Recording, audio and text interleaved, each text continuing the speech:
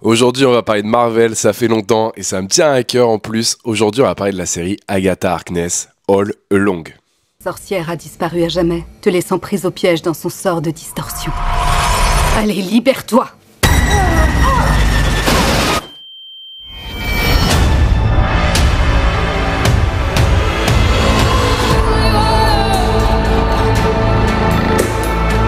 Nos heures de gloire me manquent. Elle s'est emparée de tous les pouvoirs que je possédais. Mais je peux redevenir la sorcière que j'étais.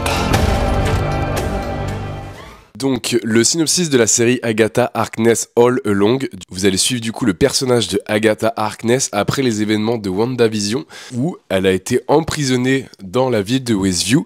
Et suite au décès dans Doctor Strange 2, Multiverse of Madness, et le sort qui la tient prisonnière de ça est du coup dissous, et vous allez suivre du coup toutes ces péripéties pour essayer de tenter de récupérer les pouvoirs qu'elle a perdus du coup à cause de Wanda.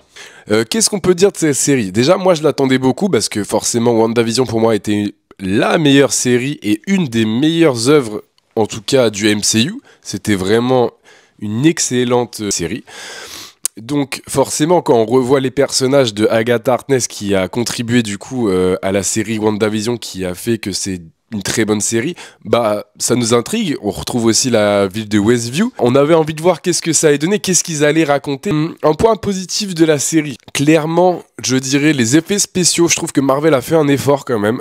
Il y a quand même 2-3 plans encore qui sont moches, mais dans la généralité de la série, je trouve ça vraiment beau. Ils ont vraiment fait des beaux décors sur quasiment tous les épisodes, à part les 2 premiers, je dirais qu'ils sont quand même assez classiques. Vous êtes dans la ville de Westview, mais après vous allez débarquer dans un monde de sorcières, de sorcellerie, et c'est plutôt joli. Le synopsis c'est plutôt cool. Je trouve qu'ils ont réussi à faire quelque chose d'intéressant avec le personnage, et c'était pas gagné, parce que comme je vous ai dit tout à l'heure, il n'y avait pas vraiment grand chose à raconter sur ce personnage de Agatha Harkness. Pour moi c'est vraiment un personnage secondaire, et là de le mettre en personnage principal c'est plutôt cool. Et troisième truc, c'est qu'ils ont quand même respecté WandaVision, et on tourne autour un peu de tout ça, et on tourne autour du personnage de Wanda, de ce qu'elle a fait à Westview et des traumas que Agatha a pu subir. Donc c'est vraiment cool. Après il y a quand même des défauts pour moi encore. Il y a des épisodes, il y a 9 épisodes et qui jaugent entre 45 minutes. Et certains peuvent durer même pas 25 minutes. Donc déjà, pour moi, Disney, en fait, il faut réduire les épisodes et mettre des épisodes tous de la même durée, d'une quarantaine de minutes, en fait. Parce que là, on attend une semaine pour un épisode qui dure 20 minutes, et qui ne sert pas à grand-chose, la frustration est quand même là. La fin est très très frustrante, je trouve que la fin est bâclée. C'est-à-dire que ça va très vite, en fait, la fin... Je vais rien spoiler parce que pour ceux qui s'intéressent, mais en fait il y a une mission, ils arrivent au bout de la mission, fin, et on voit pas vraiment les résultats de cette mission. Donc c'est vraiment frustrant parce qu'on a envie de voir plus, on a envie de voir qu'est-ce que ça va donner.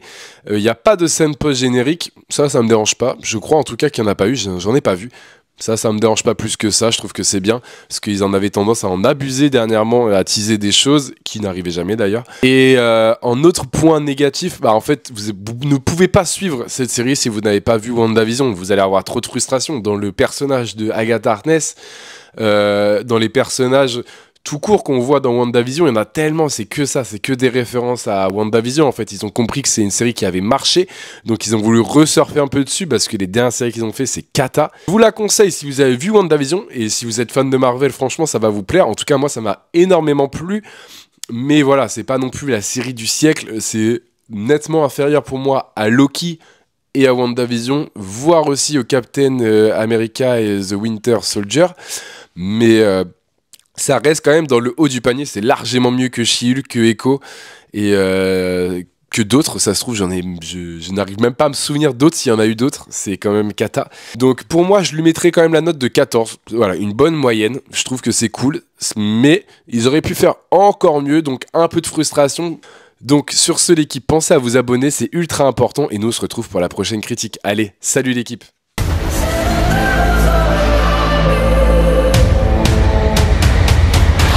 Ma belle? Ça va? Oh la vache! Oh, qu'est-ce qu'elle fait? Où elle va?